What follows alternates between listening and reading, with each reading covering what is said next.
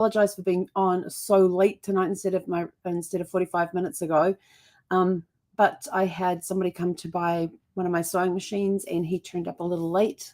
So I got that taken care of, and I've also come back from Denver with some stomach digestive issues. So we've been having to deal with that as well. So this is probably going to be a very quick one. But what I wanted to talk about is welcome to Porchlight Letters podcast number 2272. A wedding, a moment, a memory. So yesterday we got to see my niece get married, and the guy is absolutely adorable. Love him, and he is absolutely perfect for her. They are so in sync with each other. It's like they are one person that's been split into two. So you get male and female, whichever way you want to do that. But this weekend has been absolutely phenomenal, and of course, the highlight of the weekend was the wedding. Everything leading up to the wedding was a lot of fun, a lot of laughter, a lot of connecting with family, meeting new members of the family, getting to know them a little better as well. And I got to meet my grandnephew for the first time. He's 9 months old, so I got to meet him for the first time, and he's so adorable. He's got these amazing blue eyes. Oh my gosh, he's totally got blue eyes. His eyes are very blue and absolutely gorgeous. But got to spend more time with family at the wedding and coming together to celebrate. And it also, we were sitting in the second to last row at the wedding, and we're sitting there, and the wedding starts, and the groom comes down the path, and I was gone. Waterworks, sparkles of love were flowing. He just looked absolutely. I just met him the day before at their welcome picnic, and very, very, very charming guy. I can see why my niece said yes. But when he came down there, he had a 3-piece green suit on, and had this gorgeous autumn boutonniere on that was all dried flowers and everything, and it suited him to a T. He looked absolutely fantastic. And so the sparkles of love started to flow. Then came down his family, and then the bride's family came down. And when my niece and nephew came down together, again, the waterworks went. And they were followed by their older sister with her husband and their baby, and the waterworks went then. And then the bride entered. I was gone. Totally gone. She looked stunning. She looked absolutely stunning, and she just radiated. You could feel the love pouring out of her for this man she was about to marry. It was to be totally present. I purposely put my phone in my purse and turned it off. I was not pulling it. They didn't say no photography or anything, no cameras or anything like that, or turn your phone. They did ask us to silence our phones. Mine was already done. I wasn't doing anything that was going to take me away from being present in the moment to support this couple. But she was absolutely stunning. And still, you see how it affects me. And she just radiated with so much love as she came down the aisle. It was an outdoor wedding. It was in the, where was it? Hudson Gardens? I do have my planner here. It was in the Hudson Gardens in Littleton. Absolutely beautiful, beautiful place. And they had this pond area, and they had she got married in the rose garden, and they had rose gardens on either side of the thing. And then they had this little bridge that had this, it was almost like a covered bridge, but the sides were open. And then they had the hooper in front of the bridge area that walked across to the pond, the raised pond. And then they had this fine gravel path that would lead down to it. We were outside. The sun had just gone down behind the trees, so everybody was sitting in the shade by that point, which we were all grateful for. And it was just a perfect setting and everything else. It was a Jewish wedding. He had converted a few years ago to Judaism, and she was raised Jewish. And so I've been to several weddings now where they've incorporated traditional wedding stuff with Jewish wedding stuff. I've been to one that's completely Orthodox Jewish, which was absolutely breathtaking. To this one, it was them. The way it was done was them. and it was just there, laid back style. There's nothing's a problem, and the service was beautiful. There was a point where we lost all audio because they had microphones, and we lost all audio, including the rabbi's microphone. And it was right as they were about to exchange their vows. But as I said to my niece this morning, I said to her, I says, don't worry about that portion, because I said that was you guys making your vows to each other, and they were sacred vows that you were making, and the fact that you got to do them when nobody could really hear what you were saying except the two of you and the rabbi. And on the rabbi, she was adorable. She comes out, she's got this mop of silver curly hair and just this big grin on her face, and she had this great sense of humor and says, I'll explain that in a hot minute, and just these little random things that she would throw in there. And I turned to my middle son and I said to him, she reminds me of the rabbi that you guys grew up with back east. And he's sort of like, yeah, she was short, with this massive curly hair, and absolutely adorable. And and everything flowed. And when the microphones went out, she just went with it. She says, we're going to use our outside voices. And then we got sound back. It was a few minutes later when we got the sound back, and they just started doing the 7 blessings, where they have people read out the blessings for each person, and from who represents whoever they represented. And my niece was doing it. She's the sister of the bride, and she was doing this, and she got choked up reading the thing about her, because she was doing the blessing from her and her siblings for family. And she even started choking up. And I was sort of like, oh my gosh, if she's lost it, we've all lost it. But the service was beautiful. It ended, and then they went off and did their photographs and all that sort of stuff. And they had a outdoor area set up with some nibbles, more like a charcuterie table. And they had some drinks available and all that sort of stuff. And so everybody just hung out and milled around. And then eventually the bride and groom came out and mingled with everybody. And so I got a couple of minutes with my niece. And he makes her happy, which makes me happy. That's what I keep telling people. And we finally got to go into the reception and everything else. And this was really cool. They did not have a bridal party, because they're all about sustainability and community. And like when we had the pizzas the day before, it was all the vegetables were from my niece's garden.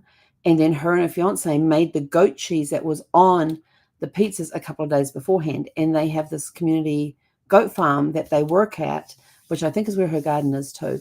But they're all about sustainability and the community and things like that. And it was just it was totally them. So they got announced. They came in, no bridal party to announce because there wasn't one, and went straight onto the dance floor into their first dance, which was a song written by the person who was singing it. And it was an amazing song because it kept mentioning bees, and my niece loves bees. In fact, I totally forgot to bring it in. When we sat down at our table, we all had assigned seats at the tables. We had assigned tables, then we had assigned seats. And at the table, there was a little jar of honey from her bees. And then there was a little round metal container from that was lip balm that had been made that the community had come together and made for them. And then I'm going to lose it again. The most amazing thing is that sitting at my placemat was, actually I've got it here. I'm not going to tell you what's in it though, because that's just between her and me.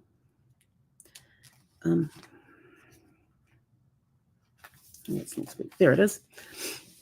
This is what was at my place setting. And inside, and I'm going to show you just the outside because it's on there, but on the outside, in action, they went and bought an old typewriter and they typed the notes. And she said that when I was talking to her today, I said that I thanked her for the message that she put in here for me. She had done a personalized note for 90 guests that were there yesterday. And her husband had done the other guests, just doing these personal notes about what you mean to them and what you mean to her and what they like about you and things like that. And it was just it was gorgeous. It was amazing. As soon as I read that, I'm just sitting there like, and my younger son sitting next to me goes, do you want to hug us? It's not right now, but I just need to get this out. But yeah, so it was just absolutely beautiful. So they did their first dance, then they went straight into the groom, and then they finished that, went straight into the groom's speech. It was actually the couple's speech. Because they had no best man, they didn't let the parent, his mother, her father, did not get to speak. It was just them, and they had their little script work out as who was saying what and everything else. And it was just it. It was so them. The whole day was all about them, and it was done in their way, which was so important and just added another layer to everything. And they read out their thing, and one of the things that they mentioned was that they were not, like, she was not going to change her name to his name. They were going to legally change their last name together, and they told us what the new last name was going to be. And I had to ask them today how to spell it so I could get it right. So they're changing their last name together to be nothing from, not her maiden name, not his name, but something that they chose together that was something special to them. That's so cool. And they said the reason they didn't have a wedding party is because their community is their wedding party. Everybody pitched in to help make the favors. They had numbers on the table. They were out there cutting down branches off some of the trees that they're working on, and sliced them up into little round pieces. And then somebody sat with a poker machine and wrote all the numbers on all of these little round log things. And then they had somebody else that they had a team that created the centerpieces. So everybody had come together as a community to make this day happen for them.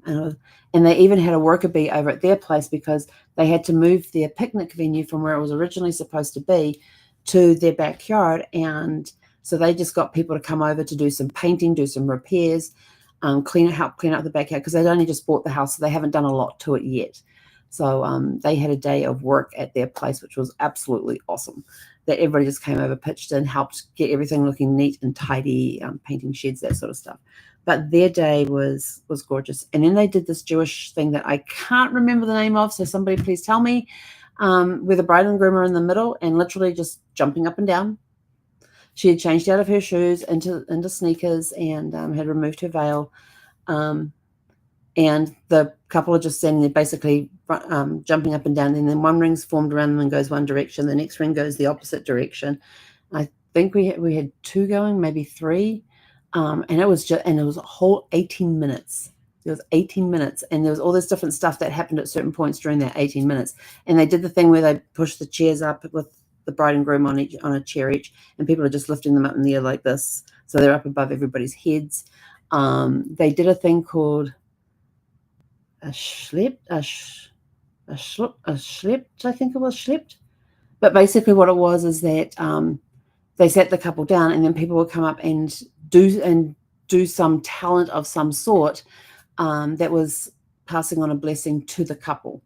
I knew nothing about the schlepp, the schlicht, whatever it was called, but the rest of the table had it, and they tied napkins together, and they all ran around with the napkins, and they ended up tying the couple together, and that was their thing. And others dressed up as beekeepers and did a choreographed little dance thing.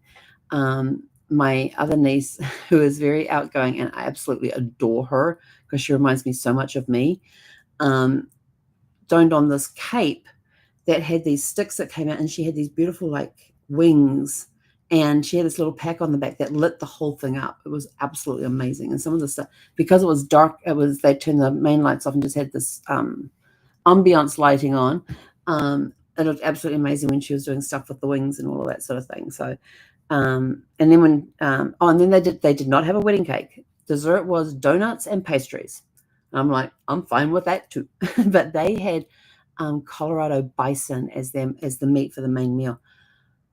That bison, I have never had bison before, but that was so good. Oh my gosh, that was just amazing. Absolutely love that.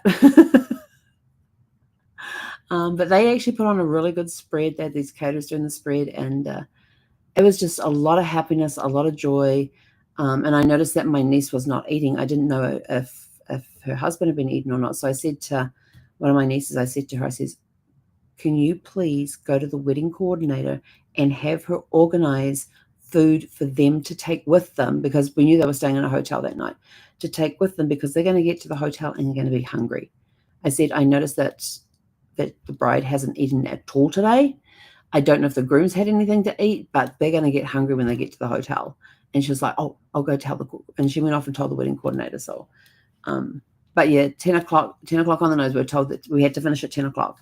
On the nose, the lights came out, the DJ made the announcement, thank you everyone for coming and joining in the celebration, blah, blah, blah, blah, blah. And then everybody just left. And it was just a beautiful evening, and so good. And there was, they were talking about, now I don't drink, so I don't know much about these, but one of the jobs that she had over the years in Colorado was that she worked at a gin distillery. And so they had bottled the gin that they were using in any of the cocktails they made were from that distillery that she used to work with. So like I said, it was a big community effort that had come together to bring all this, to make all this happen for them. But it was an absolutely fantastic day. And then this morning we went over to their place because they were hosting breakfast there. This is just drop in for bagels and all that. So they had some of the leftover donuts and pastries from the night before, which I thought, I like those. So I had a couple of the pastries because they had apples, and then I gave in and had a donut. And they were actually rectangular. They were cubed in a rectangle of a donut. It was interesting. They were 4 sides and ends, 6 sides to it, and 4 sides and 2 ends, and they were rectangular in shape. And I thought, never seen a donut that way, but they were really good.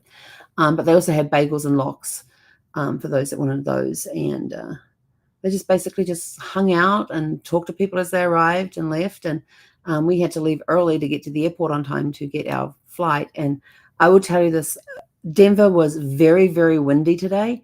And they even had red flag warnings out because of the winds. We got to the airport. We got an Uber to the airport. The first one that turned up could not accommodate the number of people that there were. So we had to get another one in, and then he was able to accommodate us. And it was interesting because my brother-in-law was talking to the driver as we were going in, and it turned out that he was from Afghanistan, and he was a former special operations squad leader for Afghanistan, and they worked with the Americans a lot over there. And so he was very, very interesting. And my brother-in-law can talk to anybody, and he's just sitting there asking questions. I'm nodding off, but I can hear half the questions he's asking and that sort of stuff. So I just sort of did a little shut up. I was tired. I went to bed just after midnight and woke up at 3:30, and that was me. I was awake for the rest of the day. Went to get on the plane. Oh my gosh. Oh, this is a little thing that annoyed me, but it's okay. Everything turned out fine. They were making the announcement that we were on a smaller plane than normal. And so we would need to, they only had room for 55 roller bags. And I'm like, well, how much? And I'm like thinking, okay, that's roller bags, but how much room do you have for duffel bags? And so they said once they hit 55, it was going to be a compulsory check. You had to check your roller bags unless they fit in the seat under the seat in front of you. And I had my backpack, which I knew fitted under the seat in front of me, and then I had my carry-on for up in the locker, and it was a duffel bag.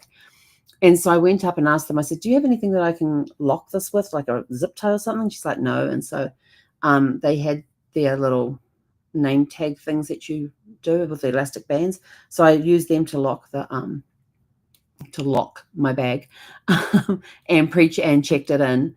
And so we walked it down and dropped it off at the top of the thing there. The guy actually took it for me. He was sitting just outside the door, but it was windy. This is how windy it was. I'm walking onto the plane. I'm walking down the aisle, and the plane is doing this. It is shifting in the wind, and you can feel it being lifted. It was more rocking in the wind. Oh, this is going to be fun. Roller coaster, yay! As I'm walking down the aisle, and people are like, oh. But what had happened was we got about halfway down. We got down to like row 20, and I was in row 23, and nothing in the overhead lockers. And the woman in front of me got really upset about that because they made her go and check her bag and her husband's bag, and she was concerned about the fact that she couldn't lock them. But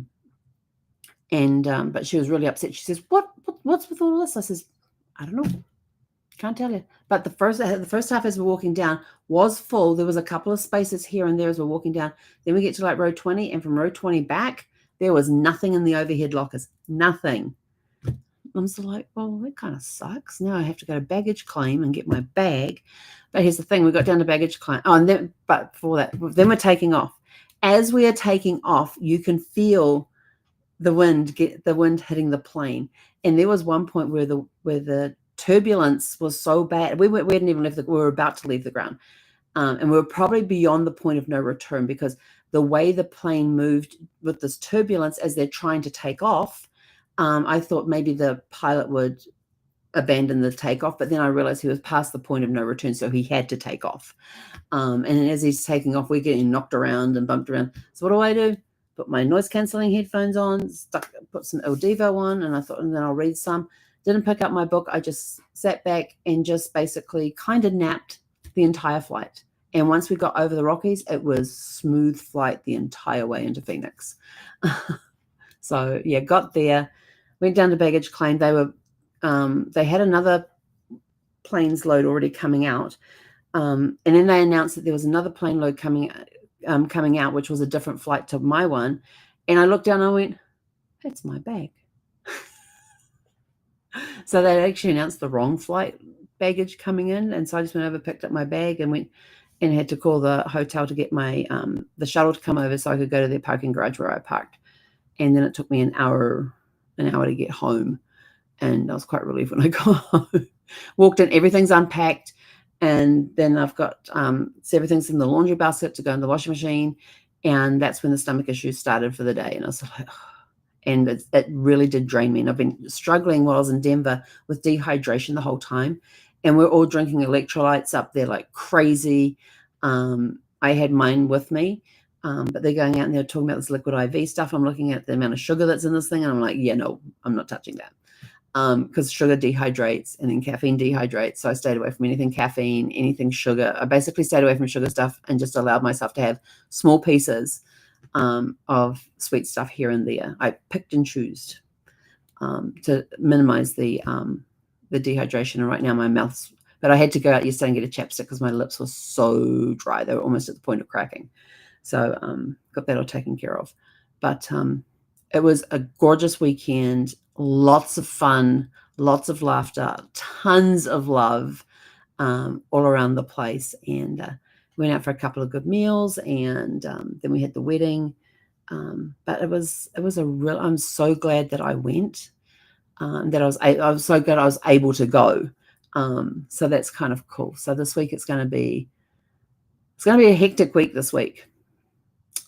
So, and I didn't get anything done that I wanted to get done tonight. I did sell a sewing machine, so that's good. I have one left. And then I had one guy that contacted me about one of the things that I have. And so he couldn't come tonight, but he can come tomorrow. And he says, what other stuff are you selling? So I just made him a list of stuff. I didn't put any prices next to anything. Some of the stuff I had listed, some of the stuff I didn't have listed. So I said, if you go and look at my listings to see what I have up there, I said, but you will notice that there are some things that I mentioned that aren't on the listings yet because I haven't listed them yet. And so he says, I might be interested in some of this other stuff that you have. So we'll see what happens when he comes tomorrow to pick up. What's he picking up? I can't remember what he's picking up. Oh, the air purifier. Yeah. I had 8 inquiries on an air purifier. Go figure. So anyway, I do have some questions for you. Where did I put my questions? I wanted some questions. And I wanted you to go back to the last wedding you attended and think about that, or not just the last wedding you attended, but any wedding that you have attended, and think about these questions. Number 1, what touched me the most deeply during the wedding celebration? Number 2, think back to the weddings that you've been to. How did witnessing love in this way shift something in me? Number 3, thinking back to past weddings you've been to. What part of the day will I remember years from now? And number 4, how can I carry the joy and connection of this moment into my own life? So we do have reflection questions for you. So with that, we are out of here. Go out, have a super fantastic, sparkling evening. I'm going to go make myself some dry toast and some peppermint tea to help soothe the stomach and see if I can get this stomach issue to go away. So anyway, have a super fantastic, sparkling evening, and we will see you here tomorrow evening at 6 p.m. Pacific. Hei kona rā.